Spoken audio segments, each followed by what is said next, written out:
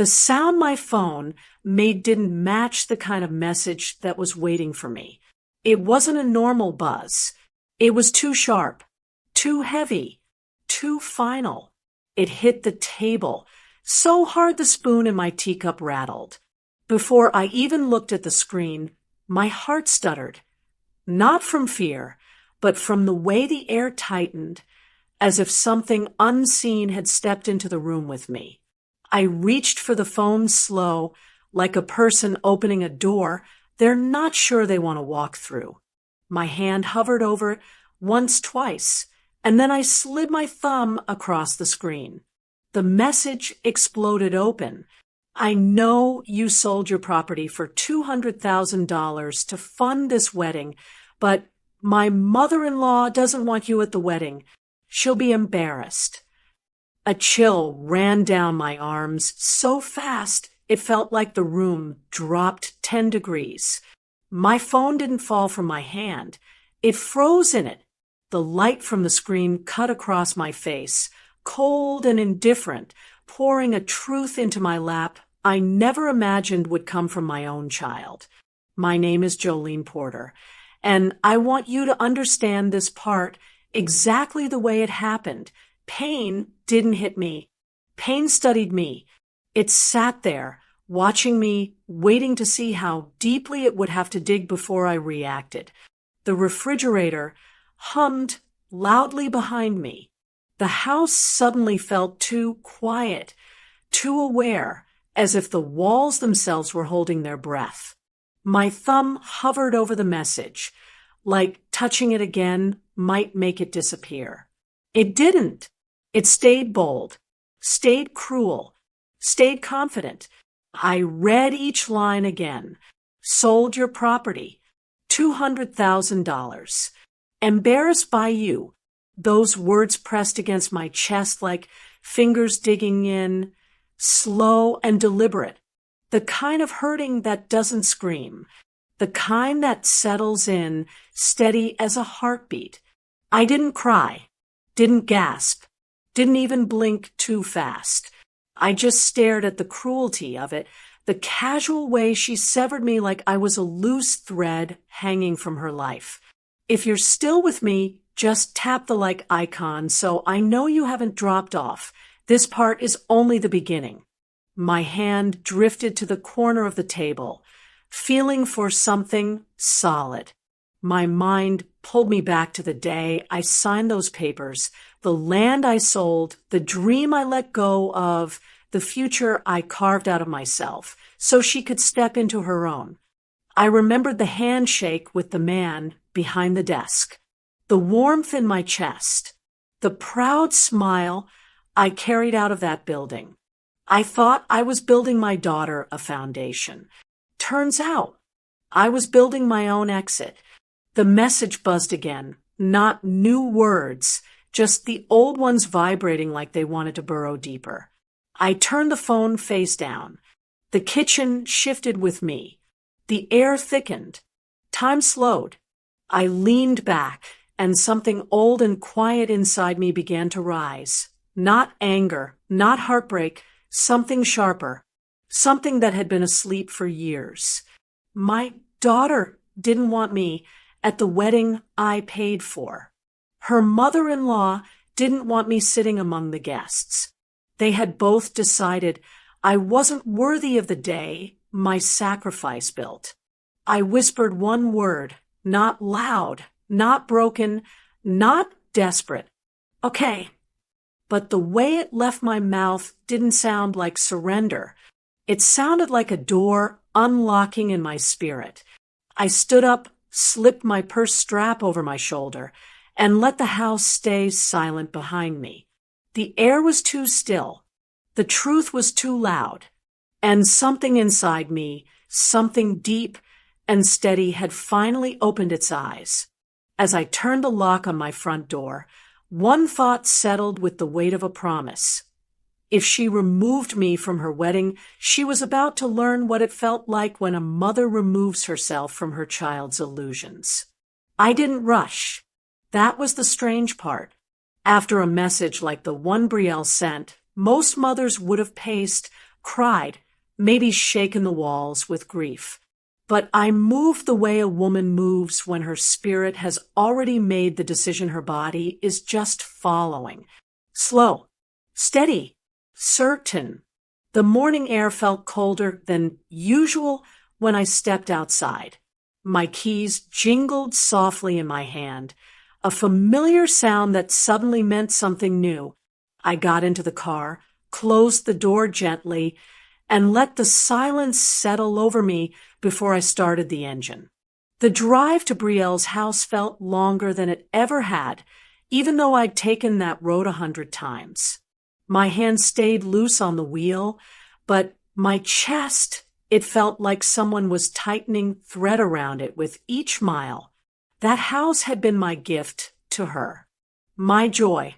My way of saying, "You're safe. Baby, you're covered." The neighborhood sat quiet when I pulled onto her street. Sunlight bounced off windows. Kids' bikes leaned against porches. Sprinklers ticked across fresh grass. Life moved on, even when yours was shifting under your feet. I parked in front of the 2-story home, the one Brielle always introduced with a lifted chin, telling people, "My house is just up the road." She'd say it like she built it with her bare hands, like she signed the deed herself, like her mother didn't cut a check, scrub walls, replace the roof, and make sure everything inside felt warm. I sat there for a moment, letting my eyes trace the porch she once danced on, the door she slammed in teenage anger, the windows she decorated for Christmas. 100 memories sat in that house, but not one of them included gratitude. I never needed a thank you, but the way she handled what I gave her, careless, loud, and bragging, still lived inside me like a thorn I learned to ignore. I finally stepped out of the car. My feet felt heavier walking toward the front steps. I didn't knock. I didn't need to. The house wasn't hers to open for me. It never had been. The key slid into the lock without hesitation. That part stung, but it was the truth. Inside, everything was loud in its silence. Her shoes tossed by the door. A half-finished coffee cup on the counter. A framed picture of her, and Devin smiling so hard it looked forced. I walked through the living room, slowly touching nothing, absorbing everything. My eyes fell on the dining table, the same one she once bragged about on social media. Imported Italian wood, she wrote. Custom design. I remembered the real story, a discount sale at the furniture outlet, and me loading it into the truck with the help of a teenager earning minimum wage. In the hallway, I paused at the spot where she once told her friend, loud enough for me to hear, "My mom did what she could, but this house, this is me." I remember standing in the doorway, then smiling small, swallowing the ache. Now, that memory rose like smoke. I didn't come to take back revenge. I came for clarity. A line must be drawn when a child forgets who stretched their hands to lift them. I walked through each room, letting myself accept the truth I'd ignored for too long. Love had made me generous, but clarity was making me wise. I left the house exactly as I found it, locked the door, walked back to my car without looking back. Some endings don't need pauses. The county office sat 3 blocks away, tucked between a pharmacy and a law firm. The building buzzed with quiet footsteps and shuffling papers. I moved through the hallway with purpose, my purse tucked close to my side. When I reached the clerk's desk, I placed the manila file down carefully. "Property reclaim?" he asked. "Yes," I said. My voice didn't shake. He stamped the papers. One heavy thud that felt like a door closing and opening at the same time. My face didn't move, but my heart did. As I turned to leave, Another thought rose in me with sharp certainty. This was only the first step. I canceled the card before the sun finished climbing the sky. No ceremony, no second thoughts, just a small click on the banking app, followed by a quiet exhale that felt like sweeping a room I'd ignored for too long. The card had Brielle's name on it, but the credit, every drop of it, was mine. She never knew the difference. Or maybe she did, and pretending helped her breathe easier in the world she chased. By noon, the cancellation settled in my chest like a final stitch on a wound I refused to let bleed anymore. Across town, Brielle was twirling in front of a mirror. The bridal boutique was one of those places with pale gold walls and soft lighting meant to make people forget their real lives. Dresses hung like floating promises, each one waiting for a story they wouldn't fix, but would photograph well. Brielle loved places like that. She lifted her chin, smoothing the satin gown over her waist, while her friend, Tasha, hyped her up. "Girl, Devin is going to lose his mind when he sees you walking down that aisle," Tasha said. Brielle smirked, one of those smiles she practiced. "He better," she replied, flicking her hair. "You know I don't do cheap." She said it casually, but the tone carried weight, the kind that made people forget where they came from. The saleswoman brought out a pair of crystal shoes for her to try. Brielle reached into her purse and pulled out my card, sliding it across the counter without looking up. She never looked up. Paying with it had become part of her image. Effortless wealth, easy luxury. "Just this and the veil," she said, admiring herself again. The scanner beeped, then beeped again. The woman frowned. "Let me try that once more." Another beep, another frown. Then silence thickened around them like fog. "I'm sorry, it's declining," the saleswoman said gently. Heat crawled up Brielle's neck so fast she touched it. Tasha looked away. The boutique grew too quiet. Brielle reached for the card again, pressing her thumb against the chip, as if that might convince it to work. "Run it again," she said, not loudly, but sharply. The woman tried. The machine refused her again. Declined, declined, declined. It slammed her pride with each repetition. The shame wasn't loud, it was suffocating. It crept under her skin, wrapped around her ribs, and squeezed. Tasha whispered, "Girl, you okay?" Brielle blinked fast. Her chest tightened. Her throat twitched. She forced a laugh that didn't sound human. "It's probably a bank thing," she said, waving it off. "My mom must have switched something." That word sat bitter on her tongue. Mom. Even saying it felt like cracking glass, since she'd spent months pretending she'd outgrown the woman who raised her. I knew she'd been calling me simple behind my back. Tasha had slipped once. Brielle had laughed, saying, "My mom doesn't get elegance. She's comfortable being basic." Basic. That was the word she used to describe the woman whose credit was paying for the lace on her back. Brielle dug into her purse and grabbed her personal debit card, praying it would save her pride. Declined. She swallowed hard. The saleswoman's eyes softened, the kind of softness that makes shame sting deeper. "Maybe you can call the bank," she suggested. Brielle nodded quickly, gathering her things. She left the boutique fast, her heels clicking in a frantic pattern. Outside, she pulled out her phone with shaky fingers. Her first call was to the bank. Her second was to silent panic. Her third was to the man she thought was her new beginning. She typed fast, "Babe, something is wrong with my card." The bubbles appeared, then disappeared, then appeared again. Finally, Devin replied, "Fix it." One word less than I gave her. And somehow colder. Brielle stared at that message until her vision blurred, realizing that for the first time, she was standing in a world she had no money to decorate. The day of Brielle's wedding arrived without sound. No alarm. No excitement.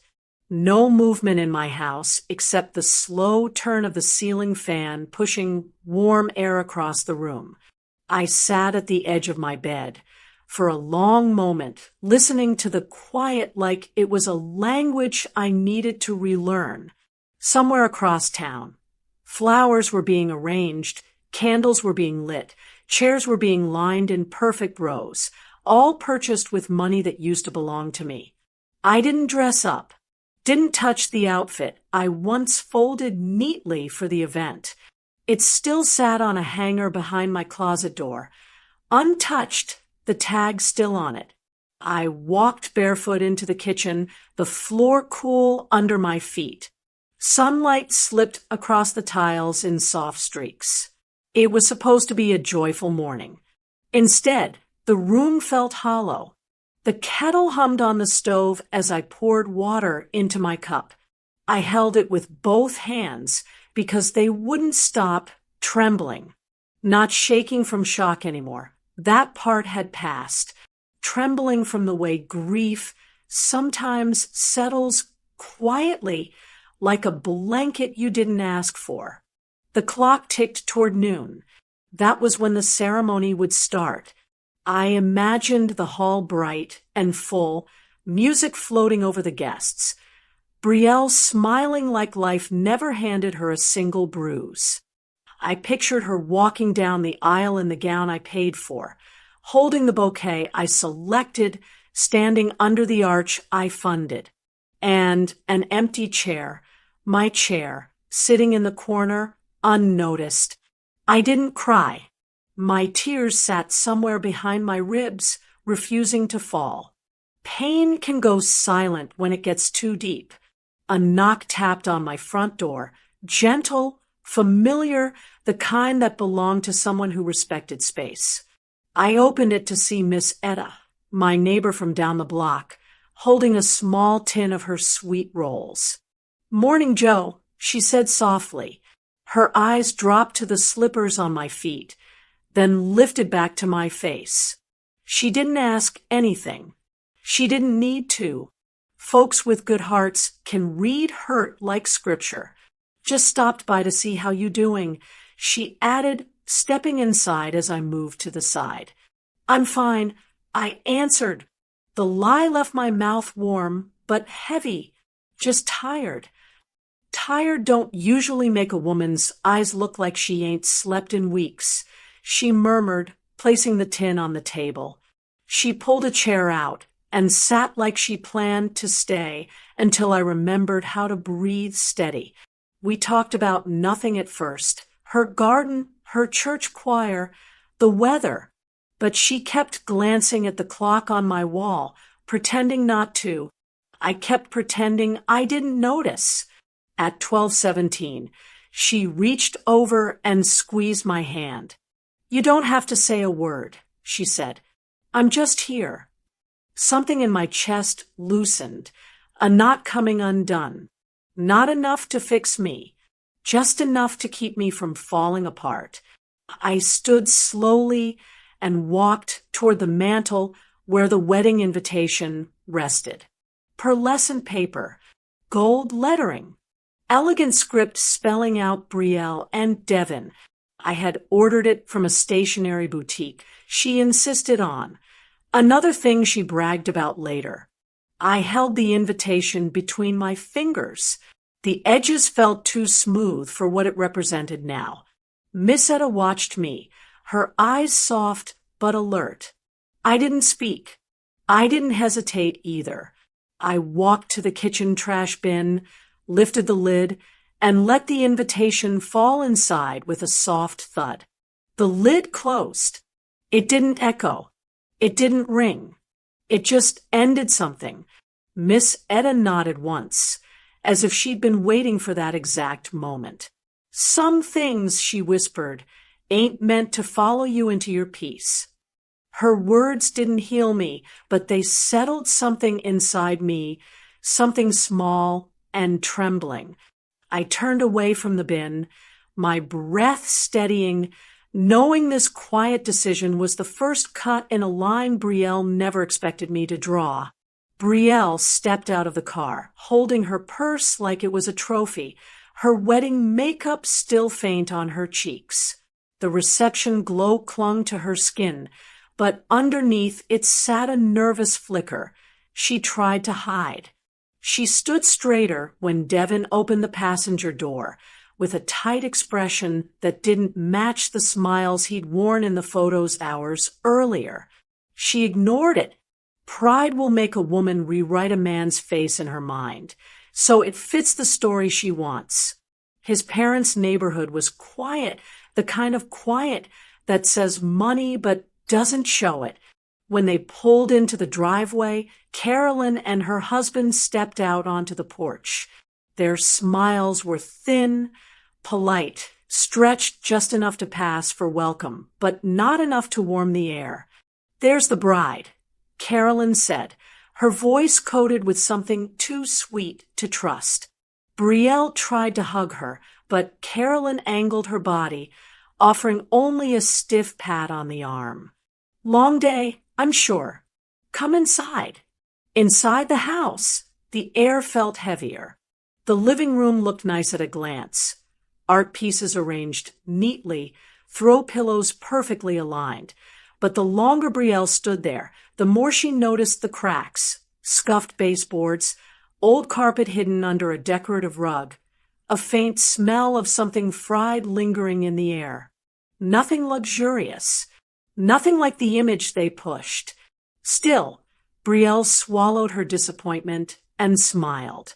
"Your home is lovely," she said. Carolyn blinked once, slowly. "Thank you. We keep it decent." It sounded like a correction. Devin placed the gift bags on the couch and looked around with a shrug. "It's just home, babe." That word, babe, fell out of his mouth like he was tired of holding it. Brielle stiffened, but she forced a laugh. "I guess I'm just a little tired," she said. "Today was a lot." Carolyn stepped closer. "Yes, and we'd appreciate it if you didn't bring all that glamour energy in here. Wedding's over. Now real life begins." The sentence hit Brielle's spine harder than she expected. But instead of reacting, she smoothed the front of her dress, pretending she didn't feel the shift. Later that evening, she changed into more comfortable clothes and opened her suitcase. She reached for her moisturizer and accidentally knocked over Devin's cologne bottle, the glass rolling across the dresser with a loud clatter. Devin's footsteps thundered down the hall. "Really, Brielle?" he snapped. "You don't pay attention to anything." Her mouth dropped open. "It was an accident." "You always say that," he muttered, grabbing the bottle from the floor. "You need to be more careful." A silence tightened the room. A new silence. A sharp one. Brielle swallowed. The man who had held her hand hours earlier now couldn't stand the sound of her breathing wrong. "I said I'm sorry," she whispered. He didn't respond, just set the cologne back down and walked out. She sat on the edge of the bed, pressing her palm against her chest. A small seed of something unfamiliar settled inside her, unease. But she buried it, tucking it under the excuse women often use on the first day of marriage. "He's tired. Stress. It's nothing." She repeated the lie until her heartbeat slowed. Downstairs, laughter floated from the kitchen, Carolyn and her husband talking, plates clinking, a life moving comfortably without her in it. A life she was expected to blend into, not belong to. When Devin returned to the room, he didn't look at her. He just grabbed his phone and kicked off his shoes. "Let's pack lightly tomorrow," he said without emotion. For what? She asked. He didn't hesitate, didn't soften, didn't look up. We're moving to my parents' house for now. The words hit her so fast she forgot to breathe, because in that moment, she realized she had no home left but the one she threw away. I didn't see that house with my own eyes. Not then. All I had was the version Brielle bragged about. The grand front porch. The expensive decor. The classy feeling she said her in-laws carried like perfume.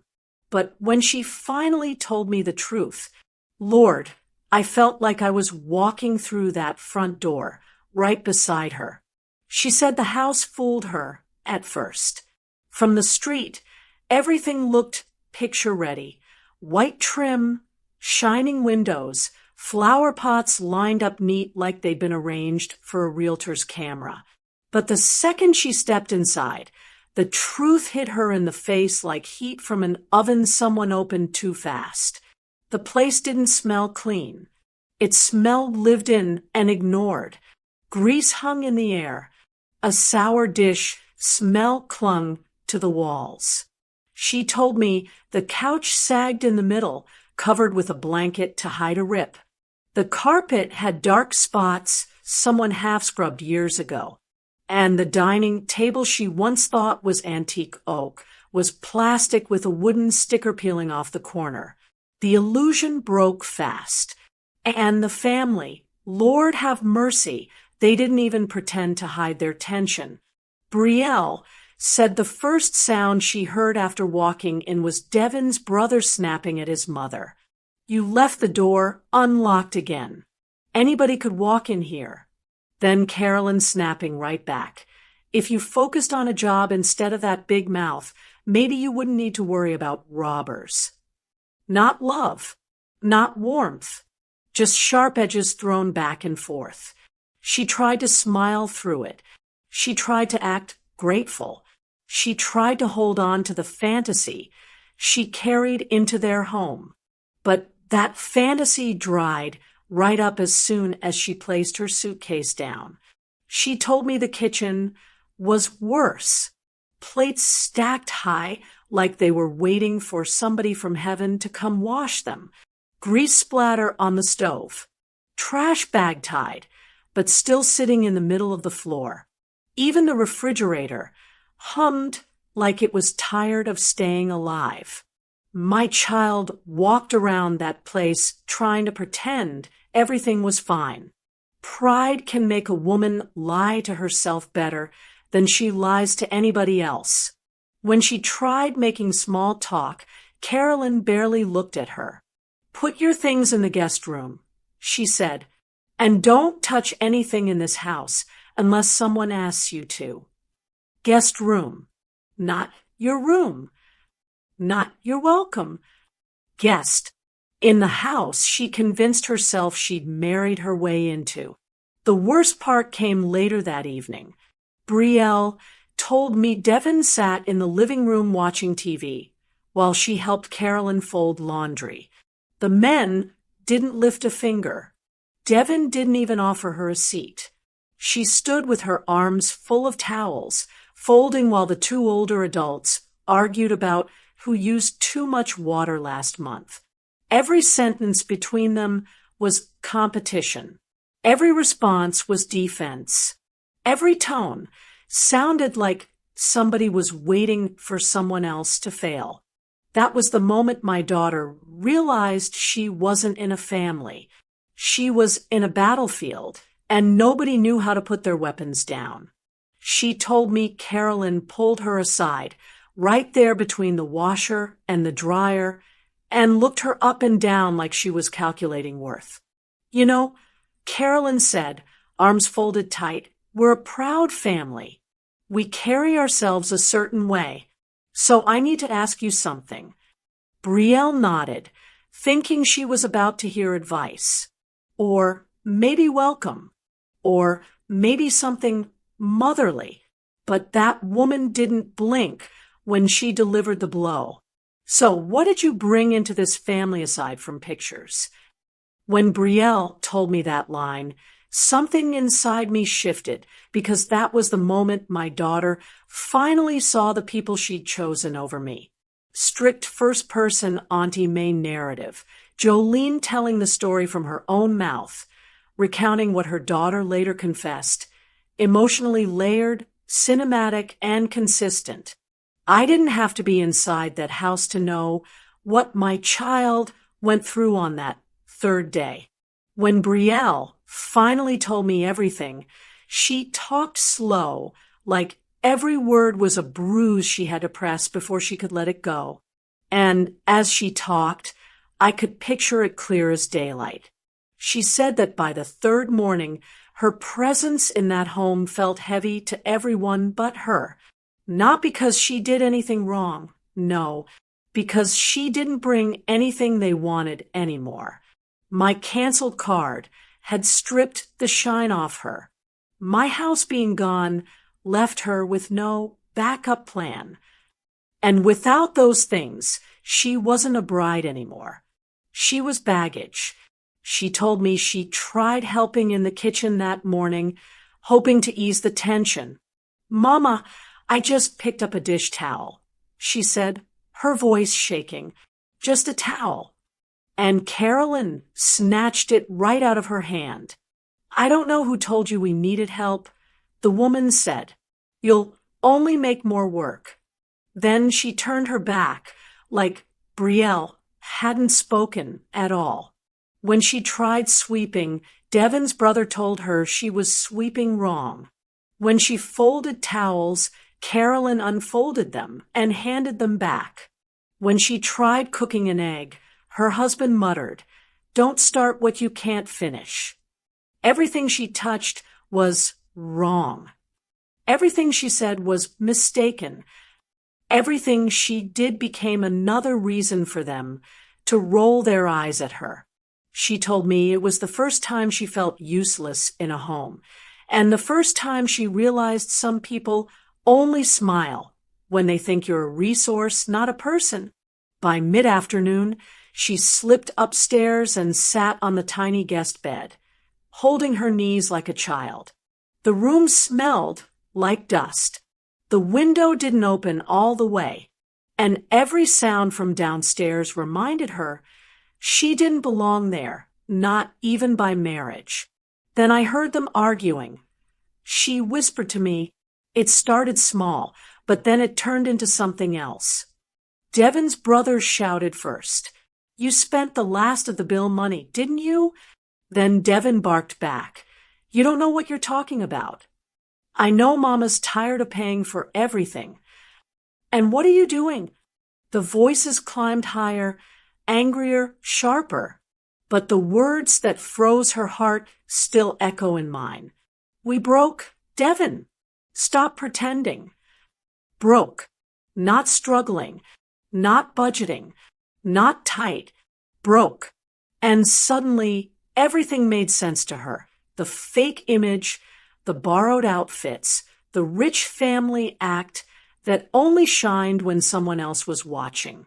She sat on that bed, listening to the truth tear through the walls like a storm, listening to her husband defend everything but her, listening to a family blame her for problems that existed long before she arrived. She said her chest tightened, her throat closed, and she felt a fear she'd never known, not fear of people, fear of the life she had chosen. Later, Devin walked into their room, face tight, jaw sharp, eyes cold. He didn't ask how she felt. He didn't ask why she left the kitchen. He didn't ask if she was okay. He just said, "Stand up." She stood. "My mom says you not contributing," he muttered, grabbing his shoes. "And she's right." She swallowed. "Devin, I'm trying." He didn't even look at her when he delivered the blow. "Fix your money situation." When Brielle told me that part, her voice cracked so hard she had to stop mid-sentence.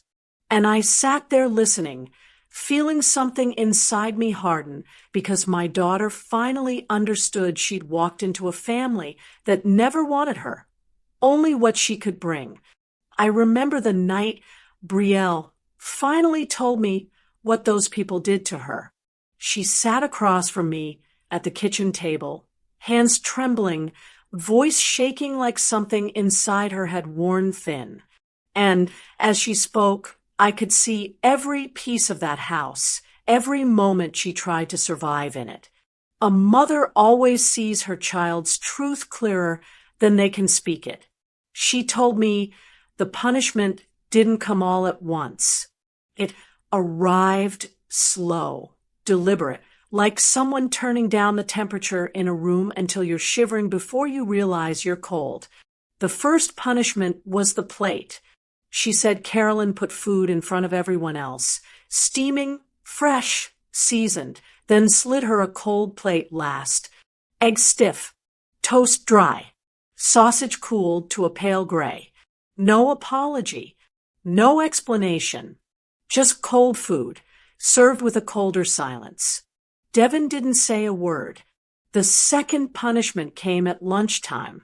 Carolyn packed sandwiches for her sons and husband, wrapped neat in foil. Then she turned to Brielle, pointed at the fridge, and said, "Whatever's left over is fine for you." Leftover meant scraps. She told me she kept her face straight, but shame burned her throat like vinegar. The silent treatment came next.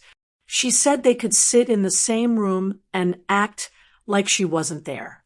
Conversations happened over her, around her, across her, never to her.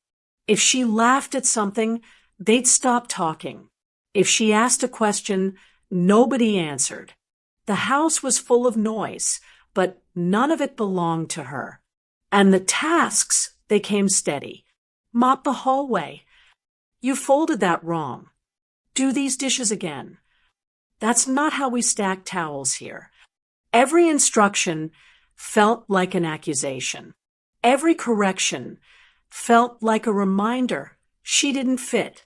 She told me she tried so hard, too hard, to avoid making mistakes. But in that house, even breathing was a mistake. The outings were the worst. She overheard Devin say, "We're going to the store." And she thought maybe she could go too, maybe get fresh air, maybe escape the heat of all that judgment. But Carolyn turned to her with a smile so thin it could have cut glass. "You stay here. You'll slow us down." They left without her. She watched the car pull out the driveway through the narrow bedroom window. No one looked back. No one checked in. And when they walked back in hours later carrying grocery bags, nobody told her why they were laughing or what story they found so funny. She told me she felt like a shadow, something present but never acknowledged. That night, she overheard the sentence that broke something deep in her.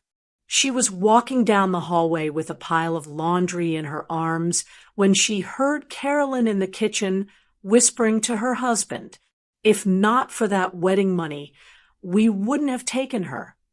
We wouldn't have taken her. Taken her. Like an item. A burden. A convenience."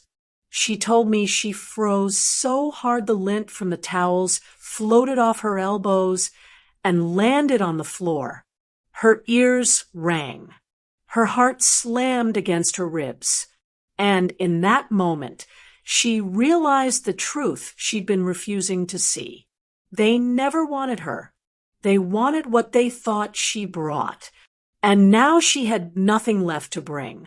When she climbed into the cramped guest bed that night, she curled her knees to her chest, pressing her fingers to her lips so her sobs wouldn't echo through the vents.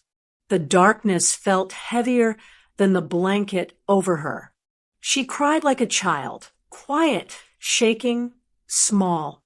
She waited for a knock, waited for Devin's voice, waited for someone to notice. No one came. And as she told me how she cried alone in that room, I realized humiliation had taught her what love never should, but life sometimes must. The night Brielle broke, she told me it didn't happen all at once. It started like a shiver she tried to shake off, a small tremble in her fingers, a tightness in her throat she tried to swallow. Shame has a way of creeping up your bones before it reaches your eyes.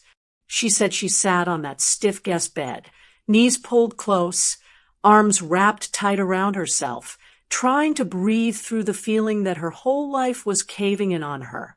The walls felt too small. The air felt too thin. And the silence felt mean, like it was enjoying her suffering. She couldn't stop shaking.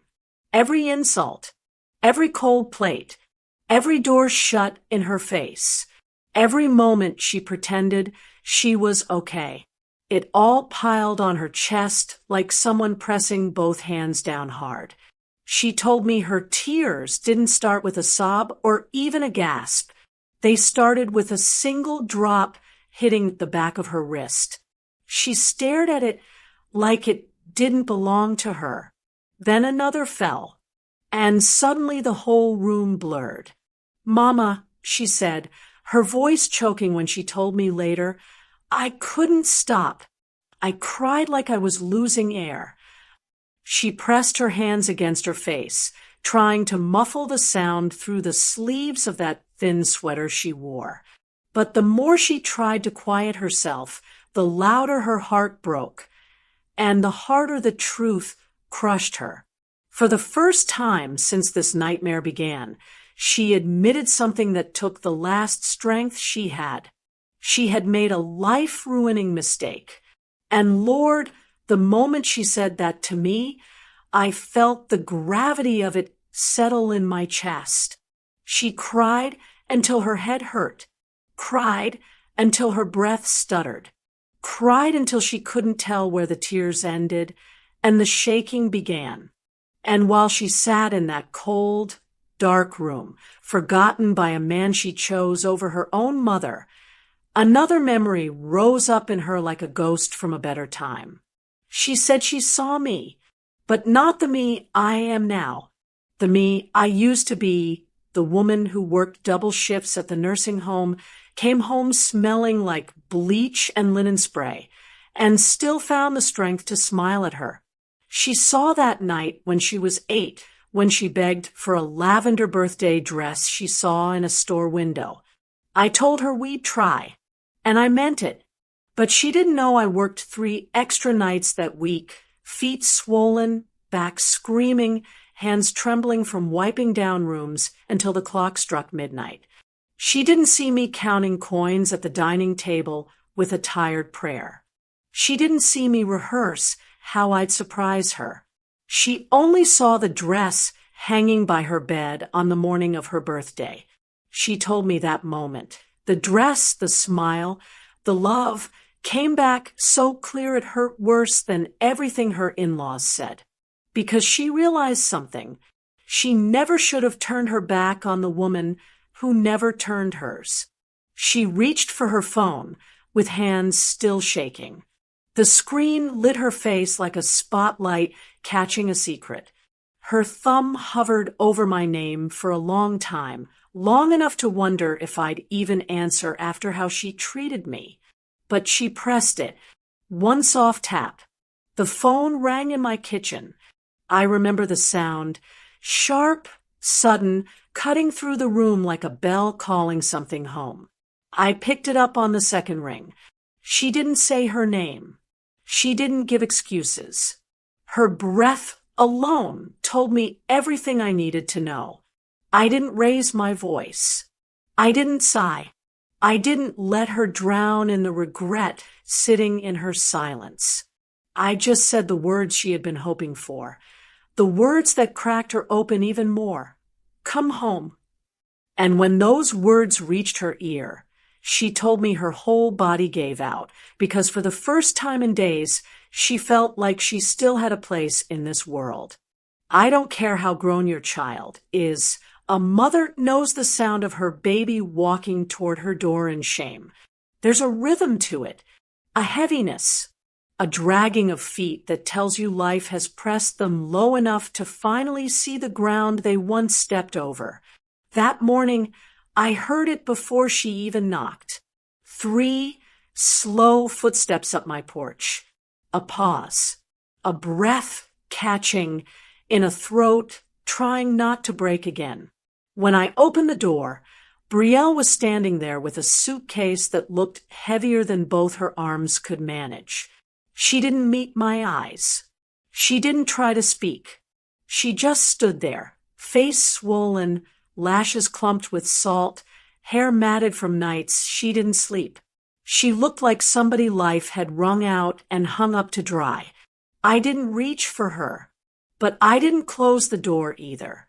I just stepped aside, and she walked in, small, slow, and humbled in a way I never imagined I'd see from my own child. As she crossed the threshold, I saw Miss Clara from across the street slow down her morning walk. She raised her eyebrows, watching Brielle slip into my house like someone running from rain. Miss Clara knew things before they happened. Every neighbor did. The world of women talks, and a wedding that beautiful doesn't hide ugly truths for long. She shook her head the way older women do when they've seen a lesson coming long before the student felt the pain. Then she kept walking. Brielle put her suitcase down by the couch like she was scared the floor might reject it. She stood still, hands tangled together, breathing too shallow to be steady.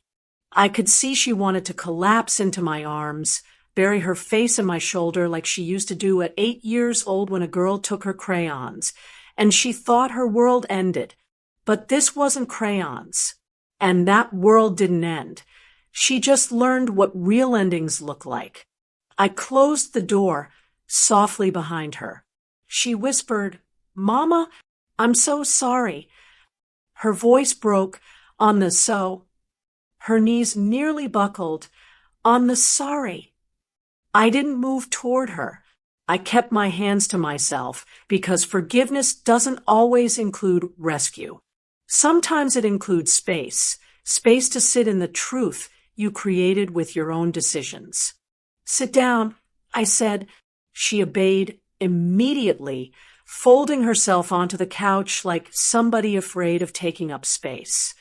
Her eyes swept the room, as if checking she was still welcome in the place where she'd broken my heart only days before. She looked at the kitchen she once ate in, the table she once pushed aside to make room for her dreams, the walls that held pictures she no longer felt connected to. The weight of her choices sat beside her like a third person in the room. She stared down at her trembling hands. "I messed up, Mama. I messed up so bad." I didn't interrupt her. I didn't ease her burden. I didn't soften the truth. But I also didn't crush her. I sat across from her, keeping enough distance for her to feel the air, but not the warmth. "I forgive you," I said. Her head snapped up. Tears rushed to her eyes like she couldn't believe forgiveness could sound that plain, that steady, that unshaken. But then I leaned in, voice low, measured, the way women speak when the truth needs to land and sit still. But forgiveness is not escape. She blinked hard because she felt the difference instantly. Forgiveness meant she could come home. It did not mean she could run from the consequences of who she had become. She swallowed, nodded slowly, and in her silence I knew she understood. The real work, the real reckoning was only beginning. The morning after Brielle came home, the house felt different. Not heavy, not tense, just honest. I woke before her, made my tea, and sat at the kitchen table watching the steam rise. I wasn't angry anymore. Anger had already done its work. What was left was truth, and truth, when it settles, brings clarity. When Brielle finally stepped out of the guest room, she looked like a woman still waiting to be told where she stood. Her eyes dipped low, searching the floor the way children search for permission. I didn't raise my voice. I didn't soften it either. "You'll stay in the guest room," I said. "The master room is not yours to return to." Her shoulders sank, not dramatically, just enough to show she felt the line I'd drawn. And she understood something important. Coming home didn't mean resuming her throne. It meant learning where love begins and where entitlement ends. I slid a small list across the table. Simple things. Morning dishes. Laundry every other day. Sweeping before noon. Helping with dinner. Basic contributions, the kind a woman makes when she's part of a home, not just living in one. She looked at the list like it might cut her fingers if she touched it wrong. But she nodded, quiet, respectful, changed. That was the beginning of my quiet revenge. Not the type people imagine, loud, angry, explosive.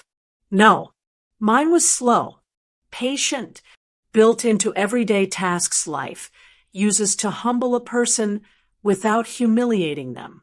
When she washed dishes, she did it careful, almost tender, as if she was afraid of breaking anything else in this house, including my trust. When she swept the floor, she moved the broom like she was trying to sweep her old self out with the dust. When she folded towels, she checked each edge twice, making sure it was neat. Watching her learn humility was not joy, but it was justice. And somewhere between the chores and the silence, she began to see me, really see me, not as the mother she used to take for granted, not as the woman she believed didn't fit her new life, but as a person with her own rhythm, her own sacrifices, her own quiet dignity. That realization came one afternoon.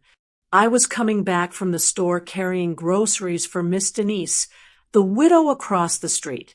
Her arthritis had been acting up again, and she couldn't lift much. I stopped by her porch, set the bags down, gave her the mail she dropped earlier, and didn't make noise about it. Just helped her the way you help people when kindness is your nature. When I turned around, Brielle was standing at the end of the walkway, watching, not judging, not comparing, just watching with eyes that finally understood. Later that evening, she stood beside me at the sink while I rinsed rice. Her voice came low, quiet as a confession. "Mama, you're not poor." I didn't look at her. I never said I was. She swallowed. "They made me think." "I know what they made you think." I said gently, "But what you think about yourself is the part you're responsible for." Her lips pressed together. Shame softened her face. But something else grew there too, respect. That night, just as we were clearing the table, her phone buzzed. She froze when she saw the name on the screen. Her hand shook before she answered it. I heard him before she spoke. Devin's voice came through the phone, loud enough to fill the room. "Where are you? My family says you abandoned your duties."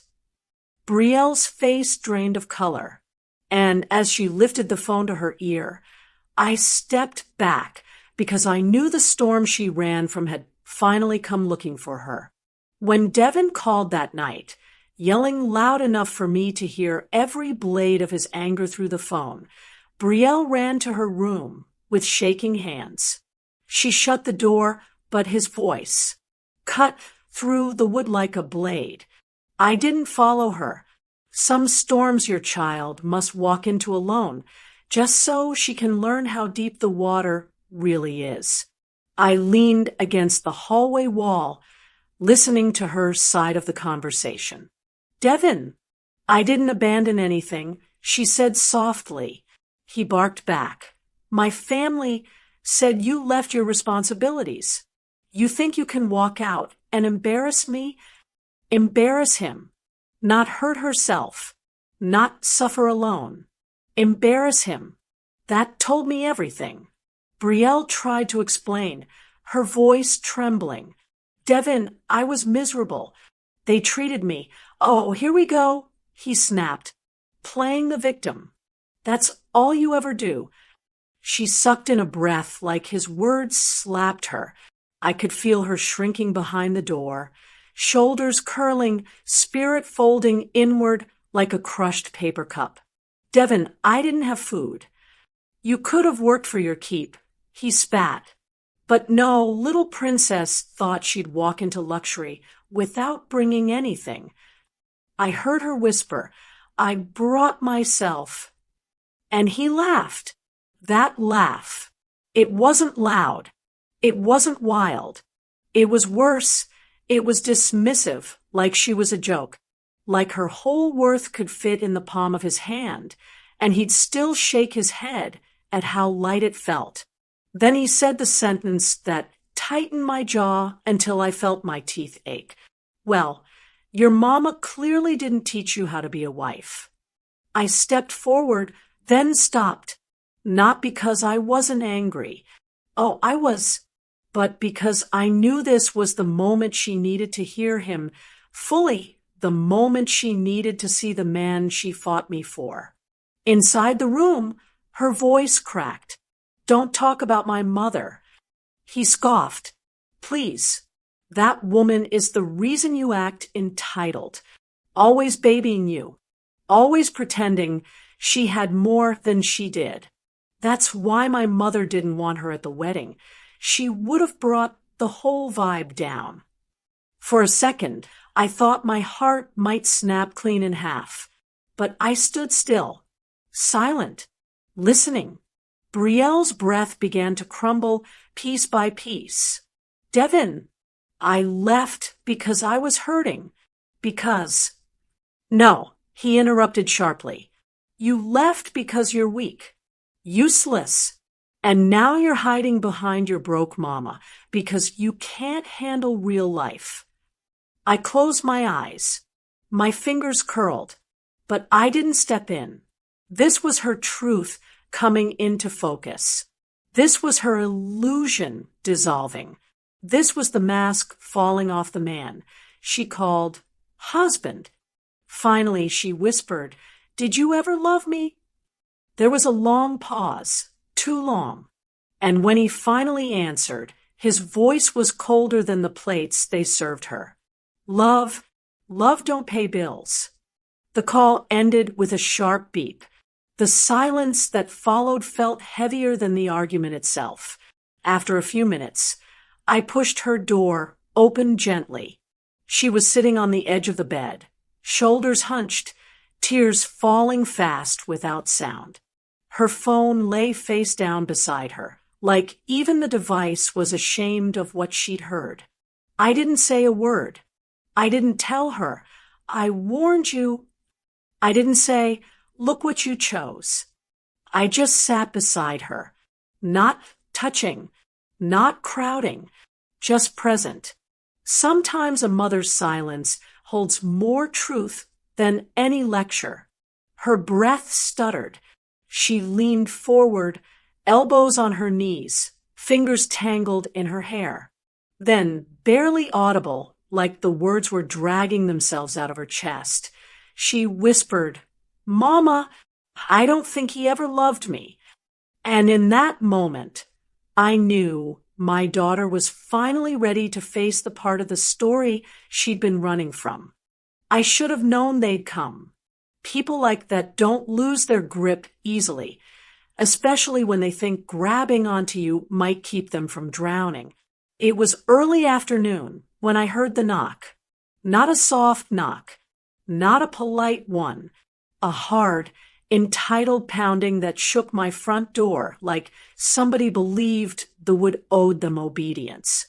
Brielle was in the kitchen rinsing rice when she froze. Her hand stopped midair. Water dripped through her fingers. She didn't have to look at me. I already felt her fear rising like steam. I stood up slow. "Stay here," I said, and I meant that. I walked to the door and opened it just wide enough to see them. Devon's mother, Carolyn, standing stiff with her fake pearls and tighter smile, Devon behind her with his arms crossed, and his brother smirking like he was auditioning for trouble. They didn't say hello. They didn't ask how I was. They didn't offer respect. Carolyn pushed the door wider with her fingertips. "We're here for our daughter-in-law." Daughter-in-law, like she was a possession, like she belonged to them more than she belonged to herself. I stepped into the doorway, blocking their view inside. "She's not something you come to collect," I said calmly. "You can use your words." Carolyn rolled her eyes. "She married into our family. You had no right to keep her here." I kept my voice even. "I didn't keep her. She left you." Devon scoffed. "She was emotional. She'll come home now." Home. I almost laughed, but my face stayed steady. "She's not going back to that house," I replied. Carolyn tilted her head, lips tight. "Look, we came to reconcile. As a family, if she stays here, she'll be influenced by all this." Her eyes scanned my porch like my home was beneath her. I didn't raise my tone, didn't break character.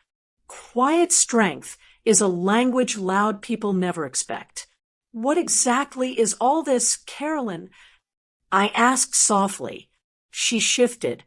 "You know what I mean. You don't fit. Not with the world she's building." "And what world is that?" I asked.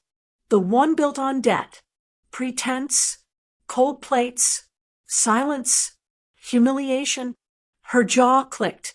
"You don't understand our family dynamic." "Oh, I understand it fine," I said. "Brielle told me enough." Devon stepped forward. "She needs to come back." "My family," says she. "I don't care what your family says." I replied, still calm.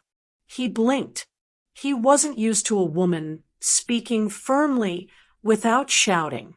"Listen," Carolyn said, voice lowering to something that tried to sound soft but cracked around the edges. "If she stays here, we'll be blamed for everything. Let her come back, and we can all move on." There it was. Not love, not concern, reputation. I saw Miss Clara from across the street pause in her yard. She leaned on her rake, watching with interest, not nosy, just alert. Older women sense drama the way birds feel storms. I opened the door wider, enough for my words to land with no wind interrupting them. "This is my home," I said, "and in this home, no one raises their voice at my daughter. No one calls her useless. No one starves her or shames her or treats her like she's a burden." Devon scoffed. "That's exaggerated." "It's her truth," I said quietly, "and that's enough." Carolyn huffed. "So you're keeping her?" "I'm giving her safety," I answered. "You're giving her stress." Miss Clara nodded from her yard, like she agreed with every word. Behind me, I didn't hear Brielle move, but I knew she was listening, hearing the way I stood for her, feeling the difference between love that lifts and love that uses. I stepped forward, voice still low, still level, still unshaken. "You don't get to collect anybody from this house. Not today. Not ever." Their eyes widened. Then I finished it, slow, steady, final. "Respect is the only visitor allowed here." And the moment I said it, I felt Brielle behind me take one sharp breath, the kind a woman takes when she finally knows where home truly is. I saw that moment happen to Brielle. It wasn't dramatic. It wasn't loud. It didn't come with music or tears spilling everywhere. It came on a Tuesday morning while she was folding towels, the same towels she used to refuse to fold in my house because she thought chores were beneath her. She paused mid-fold, towel hanging in her hand, eyes fixed on the window, like something outside had called her name. I asked, "You all right?" She nodded slowly. "Mama, I think I'm done." She didn't mean done helping. She didn't mean done folding. She meant done with Devin, done with the illusion, done with being someone else's burden, done with bending herself into shapes that never felt like hers.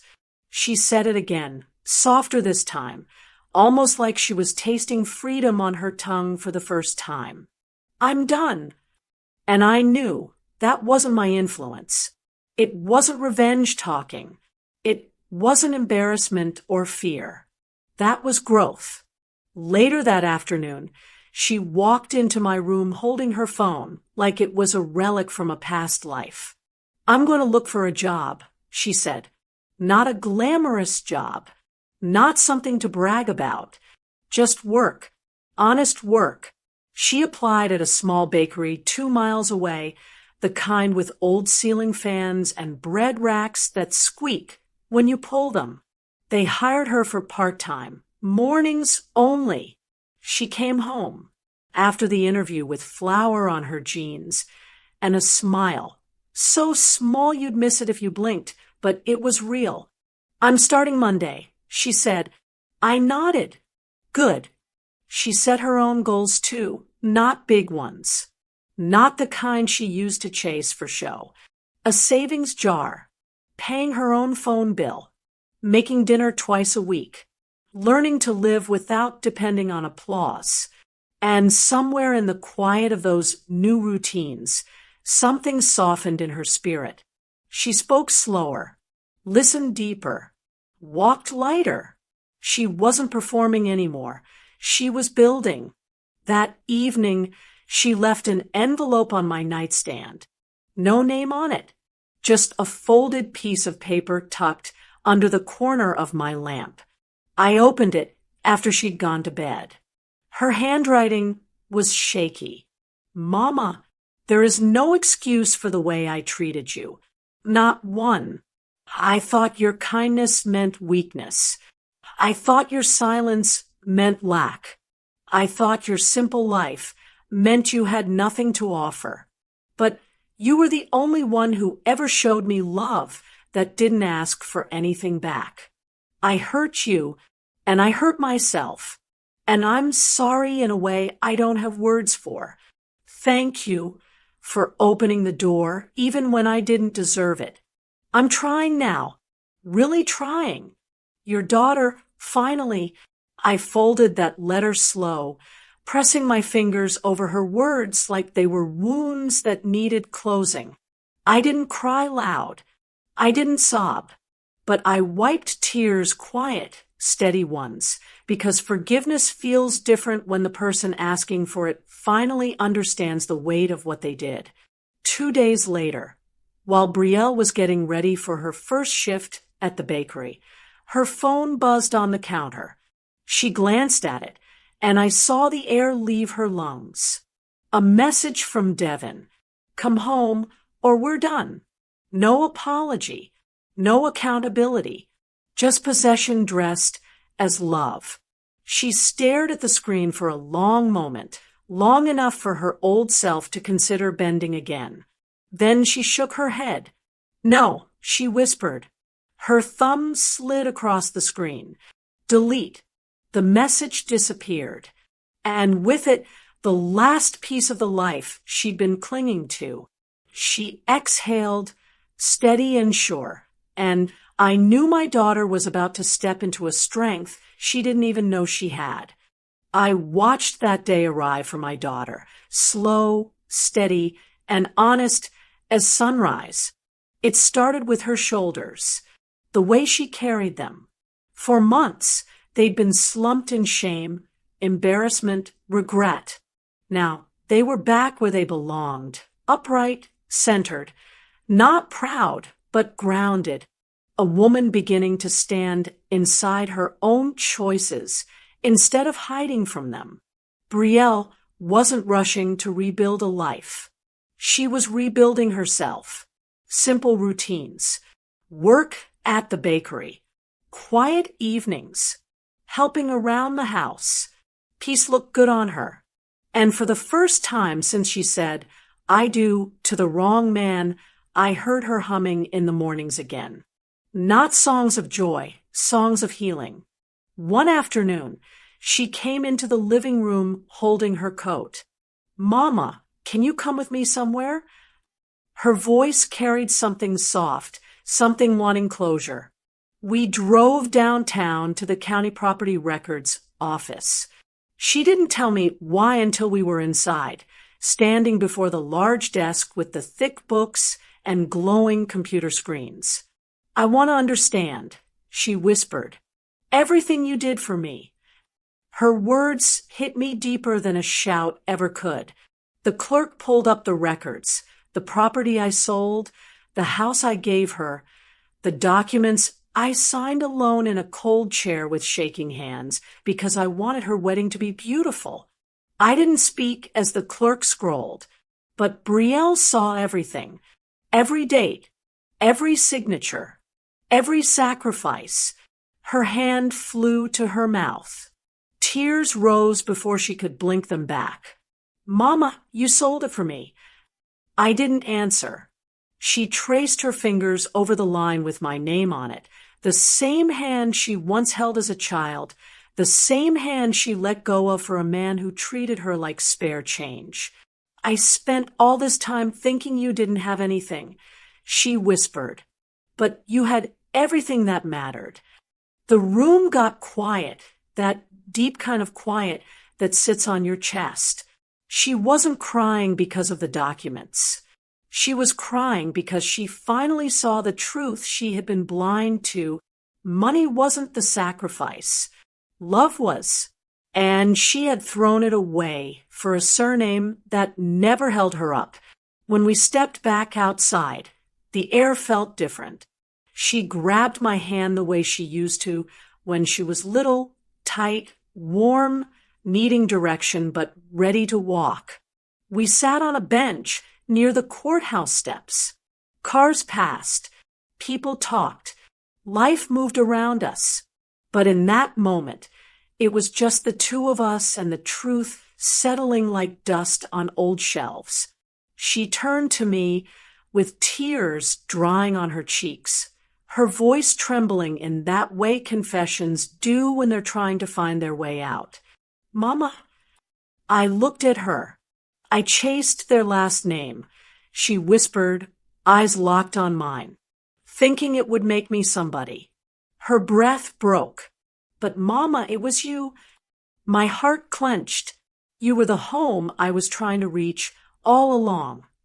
Not a mansion, not a wealthy family, not a fancy name.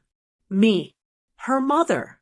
She leaned into me, then not collapsing, not begging, but resting in a truth she finally earned.